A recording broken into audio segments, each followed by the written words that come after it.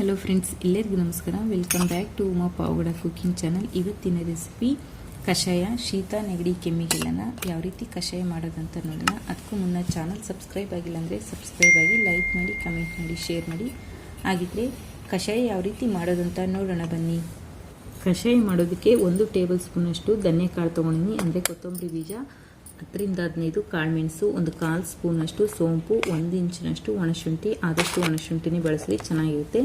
3 ಏಲಕ್ಕಿ, 1 ಪಿಂಚ್ನಷ್ಟು ಅರಶಿನ ಕೊಂಬು. ಇದು ಅಷ್ಟೇ, ಅರಶಿನ ಕೊಂಬೆ ಬಳಸಿ ಪುಡಿ ಹಾಕಿದ್ರೆ ಅಷ್ಟೊಂದು ಚೆನ್ನಾಗಿರಲ್ಲ. 5-6 ಎಸಳು ಬೆಳ್ಳುಳ್ಳಿ, 1 ಇಂಚಿನಷ್ಟು ಚಕ್ಕೆ, 4 ಲವಂಗ, ರುಚಿಗೆ ತಕ್ಕಷ್ಟು ಬೆಲ್ಲ. ಇಲ್ಲಿ ನೋಡಿ, 3 ಜನಕ್ಕೆ ಆಗೋಷ್ಟು ಬೆಲ್ಲ ಇದೆ. ನಿಮ್ಮ ರುಚಿಗೆ ತಕ್ಕಷ್ಟು ನೀವು ಹಾಕ್ಕೊಳ್ಳಿ. ಮತ್ತು 1 ಕಪ್ಪು ನೀರು, 1/4 ಕಪ್ಪು ಹಾಲು. ನೋಡಿ, ಇನ್ನೂ ಹಾಲು ಬೇಕಾದರೆ ಕಡಿಮೆ ಮಾಡ್ಕೋಬೋದು. ಆ ಜಾಗದಲ್ಲಿ ಸ್ವಲ್ಪ ನೀರು ಹೆಚ್ಚಿಗೆ ಹಾಕ್ಕೊಳ್ಳಿ. ಇದ್ರೆ 2 ಸಮ ಬಳಸಿ. ಇಲ್ಲಿ 1 ಕಪ್ಪು ನೀರು, 3/4 ಕಪ್ಪು ಹಾಲು ತೊಗೊಂಡಿನಿ. ಮಾಡೋದು ಹೇಗೆ ನೋಡೋಣ ಬನ್ನಿ. ನೋಡಿ, ಇದೆಲ್ಲನ ಈಗ ತರಿ ಕುಟ್ಕೋಬೇಕು. ಧನ್ಯಕಾಳು, ಮೆಣಸು ಮತ್ತು ಶುಂಠಿ, ಬೆಳ್ಳುಳ್ಳಿ, ಅರಿಶಿನ, ಚಕ್ಕೆ, ಲವಂಗ ಎಲ್ಲನ ಈ ಥರದ್ರಲ್ಲಿ ಕುಟ್ಕೋಬೇಕು. ಸ್ವಲ್ಪ ಜಾಸ್ತಿ ನುಣ್ಣು ಬೇಡ, ತರಿ ಕುಟ್ಕೊಳ್ಳೋಣ. ಎಲ್ಲ ಇದರಲ್ಲಿ ಹಾಕ್ಕೊಂಡು ತರಿಯಾಗಿ ಕುಟ್ಕೊಳ್ಳೋಣ. ನೋಡಿ, ಈ ಥರ ಕುಟ್ಕೊಂಡ್ರೆ ಸಾಕು. ಜಾಸ್ತಿ ನುಣ್ಣು ಪೌಡ್ರ್ ಮಾಡ್ಕೊಂಡ್ರೆ ಅದೂ ಚೆನ್ನಾಗಿರಲ್ಲ. ಈ ಥರ ತರಿ ಕುಟ್ಕೊಂಡು ನಾವು ಯಾವುದ್ರಲ್ಲಿ ಕಷಾಯ ಮಾಡ್ತೀವೋ ಅದರಲ್ಲಿ ಹಾಕ್ಕೊಳ್ಳೋಣ. ಮತ್ತು ರುಚಿಗೆ ತಕ್ಕಷ್ಟು ಬೆಲ್ಲನೂ ಹಾಕ್ಕೊಂಡು ಚೆನ್ನಾಗಿ ಕುದಿಸ್ಕೋಬೇಕು. 1 ಗ್ಲಾಸ್ ಅಷ್ಟು ನೀರು ಹಾಕ್ಕೊಂಡು ಚೆನ್ನಾಗಿ ಕುದಿಸ್ಬೇಕು. ಮಿನಿಮಮ್ ಅಂದರೂ 5-6 ನಿಮಿಷಗಳ ಕಾಲ ಚೆನ್ನಾಗಿ ಕುದಿ ಬರಬೇಕಿದು. ನೋಡಿ, ಸ್ಟವ್ ಆನ್ ಮಾಡಿಕೊಂಡು ಕಷಾಯ ಇಟ್ಕೊಂಡಿದ್ನಿ. ಇದು ಚೆನ್ನಾಗಿ ಕುದಿಬೇಕು. ಇದರಲ್ಲಿರೋ ರಸ ಎಲ್ಲ ಬಿಟ್ಕೋಬೇಕು. ಅಂದರೆ ನಾವೇನು ಮಸಾಲೆ ಹಾಕಿದ್ವೋ ಅದೆಲ್ಲ ಮಸಾಲೆ ಎಲ್ಲ ಚೆನ್ನಾಗಿ ಬಿಟ್ಕೋಬೇಕು. 5-6 ನಿಮಿಷಗಳ ಕಾಲ ಚೆನ್ನಾಗಿ ಇದನ್ನ ಬೇಯಿಸ್ಕೋಬೇಕು. ನೋಡಿ, ಚೆನ್ನಾಗಿ ಕುದ್ದು ಅದರಲ್ಲಿರೋ ರಸ ಎಲ್ಲ ಬಿಟ್ಕೊಂಡಿದೆ. ಈ ಟೈಮಲ್ಲಿ ನಾವು ಹಾಲು ಹಾಕೋಬೇಕು. ನೋಡಿ, ಕೆಲವೊಂದು ಬೆಲ್ಲ ಹಾಲು ಹಾಕಿದ ತಕ್ಷಣ ಒಡೆದೋಗುತ್ತೆ. ಅಂಥವರು ಹಾಲ ಸಪ್ರೇಟಾಗಿ ಕಾಯಿಸ್ಕೊಂಡು ಇದನ್ನೆಲ್ಲ ಸೋಸ್ಕೊಂಡ್ಬಿಟ್ಟು ಮಿಕ್ಸ್ ಮಾಡ್ಕೊಂಡು ಕುಡೀರಿ. ಬೆಲ್ಲ ಒಡೆದೇ ಇರೋರು ಈ ಟೈಮಲ್ಲಿ ಹಾಲು ಹಾಕ್ಕೊಂಡು 2 ನಿಮಿಷ ಕುದಿಸ್ಕೊಂಡು ಸೋಸ್ಕೊಳ್ಳಿ.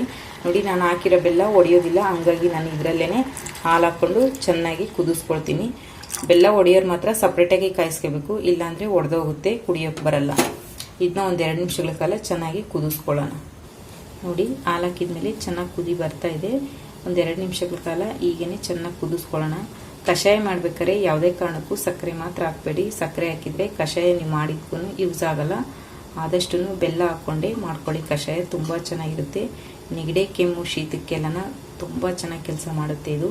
ಮತ್ತು ತಲೆಭಾರ ಆ ಥರ ಏನೇ ಇದ್ರೂ, ತಲೆನೋವು, ಅದಕ್ಕೆಲ್ಲನೂ ತುಂಬ ಚೆನ್ನಾಗಿ ಕೆಲಸ ಮಾಡುತ್ತೆ ಇದು.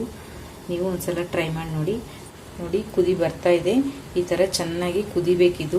ಕುದ್ರೆ ಮಾತ್ರ ನಾವು ಹಾಕಿರೋ ಮಸಾಲೆಯಲ್ಲಿರೋದೆಲ್ಲ ಚೆನ್ನಾಗಿ ಬಿಟ್ಕೊಳ್ಳುತ್ತೆ. ಕಷಾಯ ಚೆನ್ನಾಗಿರುತ್ತೆ, ತುಂಬ ಚೆನ್ನಾಗಿರುತ್ತೆ. ಈ ಚಳಿಗಾಲದಲ್ಲಿ, ಮಳೆಗಾಲದಲ್ಲಿ ನೆಗಡಿ ಕೆಮ್ಮಾಗಿರೋರಿಗೆ ಇದು ರಾಮಬಾಣನೆ ಅಂತಲೇ ಹೇಳ್ಬೋದು. ನಾವೆಷ್ಟು ಮಾತ್ರೆ ತೊಗೊಂಡ್ರೂ ಕಡಿಮೆ ಆಗಲ್ಲ. ಈ ಥರ ಕಷಾಯ ಮಾಡ್ಕೊಂಡು ಕುಡಿಯೋದ್ರಿಂದ ಬೇಗ ಕಡಿಮೆ ಆಗುತ್ತೆ. ಇದೊಂದು 2 ಸಲ ಮಾಡ್ಕೊಂಡು ಕುಡೀರಿ, ನಿಮಗೆ ಗೊತ್ತಾಗುತ್ತೆ ಅಷ್ಟು ಬೇಗ ಕಡಿಮೆ ಆಗುತ್ತೆ ಈ ಥರ ಕಷಾಯ ಕುಡಿಯೋದ್ರಿಂದ. ನಮ್ಮ ಮನೆಯಲ್ಲಿ ಚಿಕ್ಕ ವಯಸ್ಸಿಂದ ನಾವು ಇದು ಫಾಲೋ ಮಾಡ್ಕೊಂಡು ಬಂದಿದ್ವಿ. ಕೊರೋನಾ ಬಂದುಬಿಟ್ಟು ಕುಡಿದೇ ಇರೋರಿಗೂ ಕುಡಿಯೋ ಥರ ಮಾಡಿದೆ ಈ ಕೊರೋನಾ. ತುಂಬ ಚೆನ್ನಾಗಿ ಕೆಲಸ ಮಾಡುತ್ತೆ. ನೆಗಡಿ ಕೆಮ್ಮು ಜಾಸ್ತಿ ಇರೋರು 1 ದಿನಕ್ಕೆ 2 ಬಾರಿ ಉಪಯೋಗಿಸಿ. ಬೆಳಿಗ್ಗೆ ಖಾಲಿ ಹೊಟ್ಟೆಗೆ ಕುಡಿದು ಮತ್ತು ನೈಟು ಊಟ ಎಲ್ಲ ಆದಮೇಲೆ ಮಲ್ಕೋಬೇಕಾದ್ರೆ ಕುಡೀರಿ. ನಿಮಗೆ ಬೆಳಿಗ್ಗೆ ಅಷ್ಟೊತ್ತಿಗೆ ಗೊತ್ತಾಗುತ್ತೆ. 1 ದಿನಕ್ಕೆ 2 ಸಲ ಕುಡೀರಿ. ಮಾರನೇ ದಿನವೇ ನಿಮಗೆ ಗೊತ್ತಾಗುತ್ತೆ ಇದು ಯಾವ ಥರ ಕೆಲಸ ಮಾಡ್ತಾ ಇದೆ ಅಂತ. ತುಂಬ ಚೆನ್ನಾಗಿರುತ್ತೆ. ನೋಡಿ, ಚೆನ್ನಾಗಿ ಕುದಿ ಬಂದಿದೆ. ಈಗ ಸ್ಟವ್ ಆಫ್ ಮಾಡಿಬಿಟ್ಟು ಸೋಸ್ಕೊಳ್ಳೋದಷ್ಟೇ. ನೋಡಿ, ಕಷಾಯ ರೆಡಿಯಾಗಿದೆ. ಈಗ ಗ್ಲಾಸ್ಗೆ ಸೋಸ್ಕೊಳ್ಳೋಣ. ನಾನಿಲ್ಲಿ ಸುಮಾರು 3 ಜನಕ್ಕೆ ಆಗೋಷ್ಟು ಕಷಾಯ ಮಾಡ್ಕೊಂಡಿದ್ದೀನಿ.